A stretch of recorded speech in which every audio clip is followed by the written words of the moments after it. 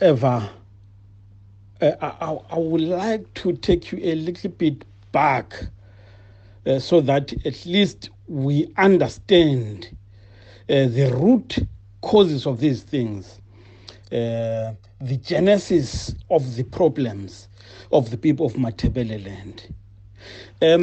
Let's go back to the liberation struggle as to why did the people of Matabeleland wage a successful liberation struggle against the imperial forces. Was it because the people of Matabeleland had lost land, or was it because the people of Matabeleland had lost sovereignty? What is it that led the people of Matabeleland to rise up and fight against the system? Because I think if we are able to answer that, then we will be able to map a way forward. It's a very pertinent question that you are raising, Mr. Nkala. The people of Matabeleland had lost everything during colonialism. We lost an identity. We lost the right to be ourselves. We lost the right to have a say in the affairs of the state of Rhodesia. And we lost the land, we lost our livestock. We lost the basic human rights to live in peace and be assured of a future that is without violence. And some of us who were young people then saw these things. We experienced the treatment, bad treatment by the white men, in cities, in rural areas, and so forth. And they were convinced that negotiations were not going to work.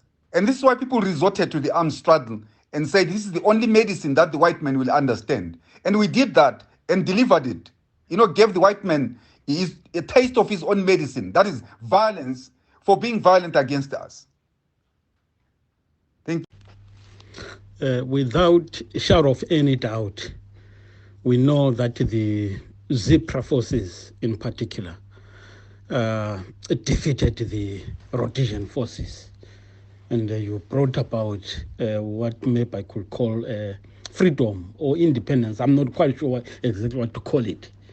Yeah, and you state very important things that people found it very necessary to stand up and fight for. That is having lost land, lost identity, lost any right as a people to be who you want to be, without any voice to determine your future, your destiny, and the environment that you're living in at that time. It didn't assure you that you will live without any aggression, without any violence. Therefore, the question now is, come 1980, were you able to recover what you went to war for? If you didn't, what is it that now the people of Matabeleland should be fighting for? Should they be fighting for good governance, as it has been parroted in Zimbabwe since 1980, or let me say since 1999? Or should they be fighting for freedom? What is it that the people of Matabeleland should be fighting for? Yes, the question of being clear on what we should be fighting for is very important. You are right that in 1980, did we achieve the freedom that we wanted or not? My position and that of many other people in Matabeleland, who I believe I'm representing in this interview, is that we did not attain freedom as the people of Matabeleland, but the rest of the country did attain freedom. And so that marked the beginning of unequal treatment of the citizens of this country. That marked the demise of the nationalist ideology of Umtani Nhlabati. You know, it ended then.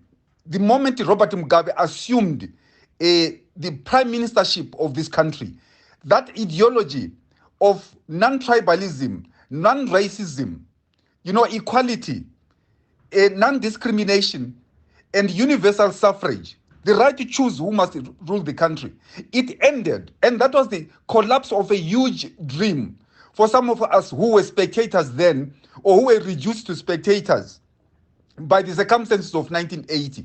And so freedom remains elusive to us. And if we were to connect with the first question that you raised, whether we think we should continue being divided as the people of Matabeleland, I think you can use this freedom as one of the fundamental issues that we failed to achieve.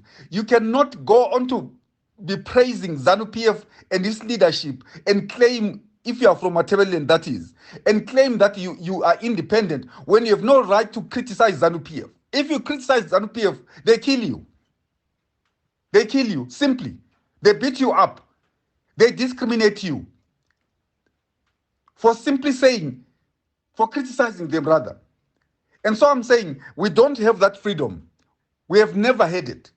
But we realize it's part of the country that does not have the freedom. So I think it is an important objective. It is an important goal to set and define in clear, non-ambiguous terms that this is our goal, the goal of achieving freedom. So we did not get it.